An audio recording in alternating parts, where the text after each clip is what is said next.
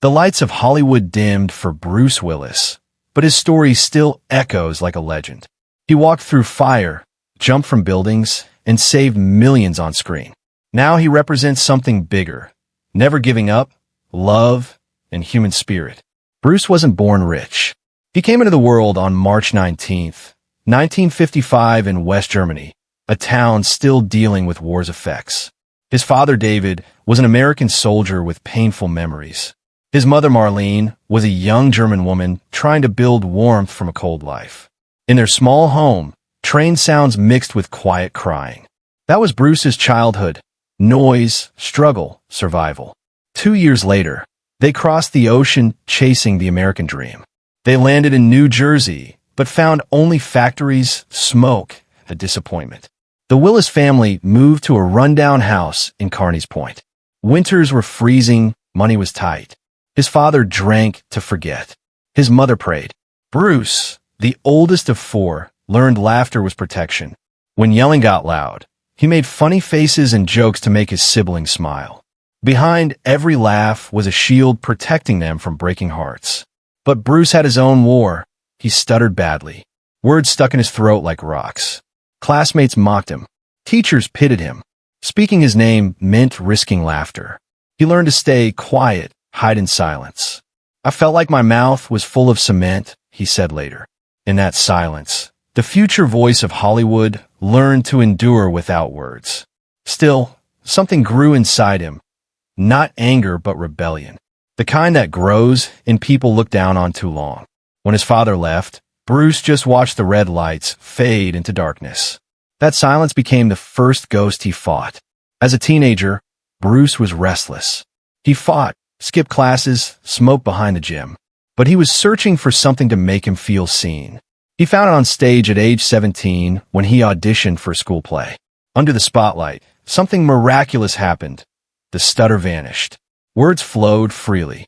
The audience clapped. His voice rang clear.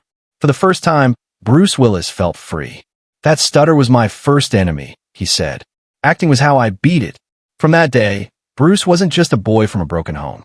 He was a storyteller, a fighter who found his weapon, his voice. After high school, Bruce tried college but dropped out. He packed a bag and took a bus to New York City with nothing but hope. New York in the 1970s wasn't kind. He lived in tiny apartments where heaters barely worked. Rent was late. Dinner was often stale bread and water. Some nights, he slept in his coat. He took any job, security guard, truck loader, driver. But bartending defined him. Behind the bar, he created Bruno, smooth, confident, funny. Without knowing it, he was rehearsing. Every shift was a performance. Every laugh was applause. Rejection was his closest friend. He auditioned for hundreds of roles. Most times, he didn't make it past the first look. But each no made him stronger. You learn to live with rejection, he said. You wear it like armor. In New York's bitter cold, Bruce found something more valuable than fame, resilience. He learned life would never hand him anything. He'd fight for every victory. Years later, when explosions lit up Die Hard, that same fire burned in his eyes. He wasn't acting. He was remembering.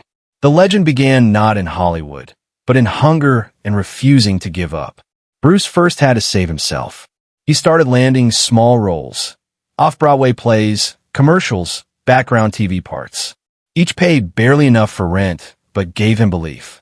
He kept bartending and auditioning, smiling even when the city tried wearing him down. In 1985, he auditioned for Moonlighting. Over 3,000 actors had failed. But when Bruce walked in unshaven and exhausted, the room changed. His delivery was electric. He was just being himself. That's what the role needed. When Moonlighting premiered, TV had never seen anything like him. Fast-talking, funny, fearless. The show became huge. Overnight, Bruce went from broke bartender to one of America's most recognizable faces. He won a Golden Globe and Emmy. He was suddenly everywhere. The man who couldn't afford dinner now made $50,000 per episode. He bought cars and houses. He was living the dream. But dreams came with exhaustion, long hours, constant pressure, endless expectations. Then Hollywood handed him a script for Die Hard. a film about a cop trapped in a skyscraper. Nobody believed he could play it. The studio wanted Schwarzenegger or Stallone. Instead, they got a bartender with a smirk.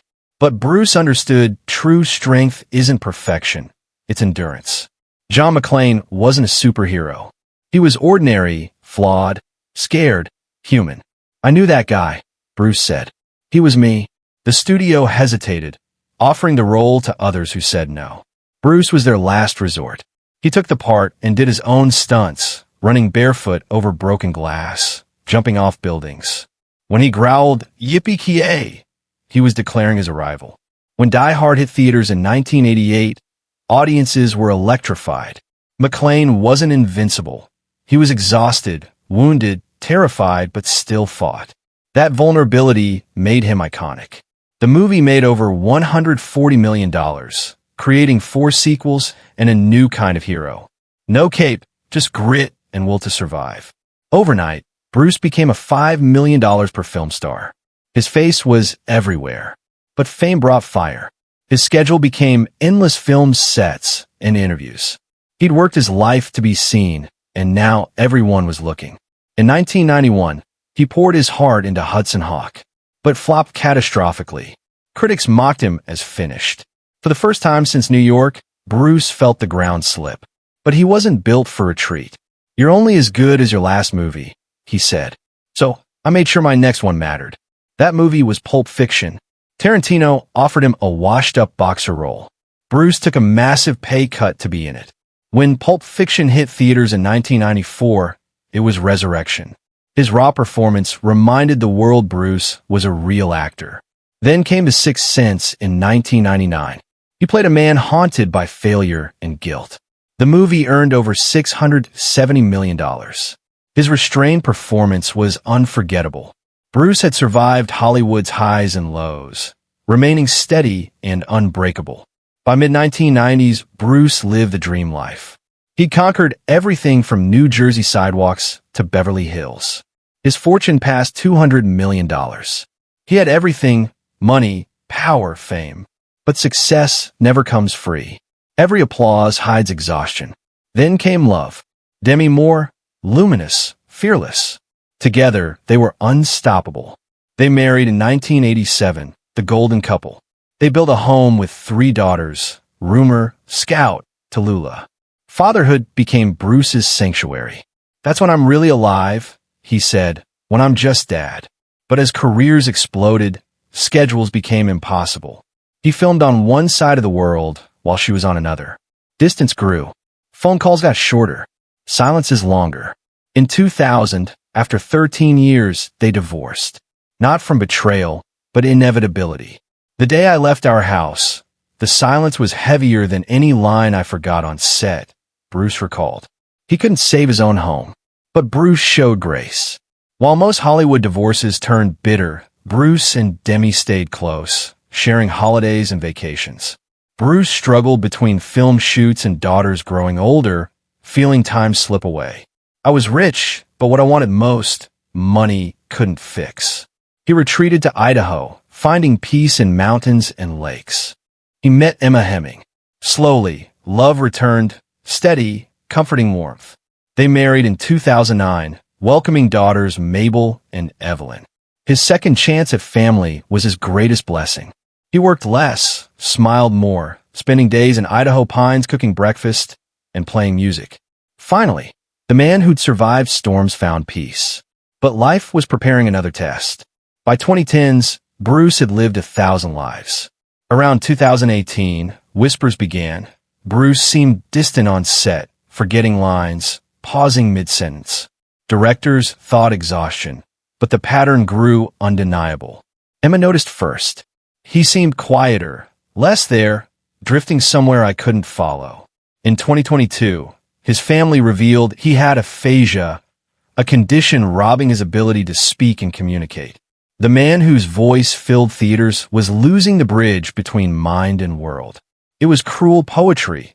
The actor who taught courage's sound could barely form words. But something extraordinary happened. His family united like a circle of light. Demi and Emma stood together, not as rivals but sisters. Their daughters became his guardians, reminding that love doesn't fade when words do. Emma became caregiver with unshakable grace. When I heard the diagnosis, it felt like falling into darkness. But we chose love. In February 2023 came another blow. The condition progressed to frontotemporal dementia, slowly erasing memory and identity. But his family refused to let illness define him. "He's still here," Emma said. "His brain is failing, but his heart isn't."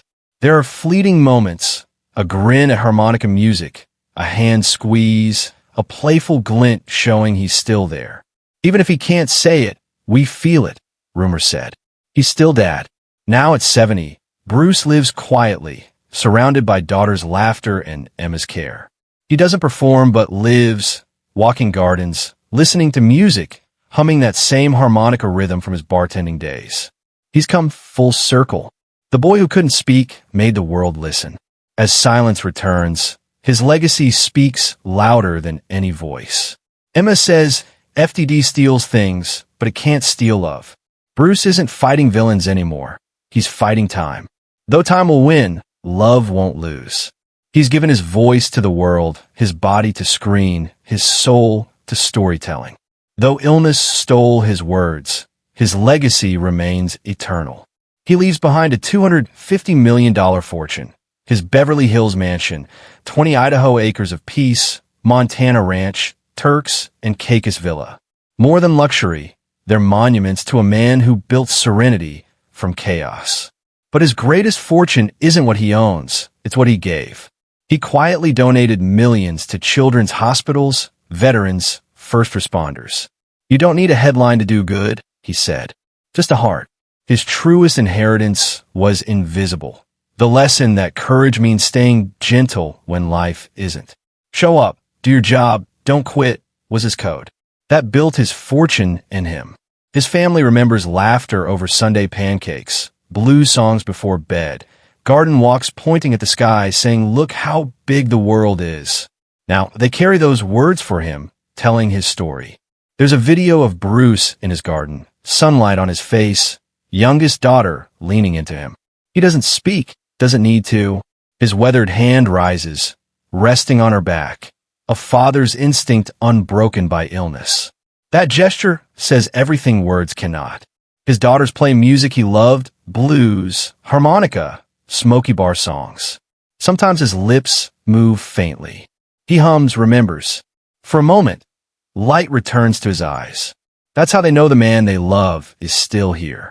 Bruce once said, "Every applause fades, but the work stays." He was right. Films endure, characters live on. But beyond that, the real work is love. His real fortune is what money can't buy. A legacy of endurance, laughter, and love no disease can erase. He taught us strength isn't never breaking. It's how you heal when you do. Fame fades, beauty fades, memory fades, but kindness doesn't. That's why Bruce Willis will never truly leave. Heroes may save the world on screen, but legends teach us how to live when the curtain falls. The lights may dim, words may fade, but Bruce Willis, the man, the father, the legend, remains unbreakable.